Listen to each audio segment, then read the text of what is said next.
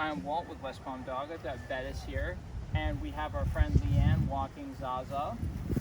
And what I've done is I've got Bettis here, who's obviously, go ahead and walk by me that way if you would. I'm using my food to distract Bettis from Zaza.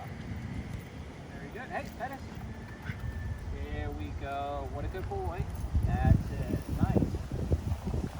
Leanne, do you mind walking by again? Bettis. So what I'm teaching Bettis is that I am more interesting than Zaza. While that other dog might be cool, the food in my hand and the attention that I'm giving him is worth more. Go ahead and just walk around me. And I just want to keep his focus this entire interaction. Excellent.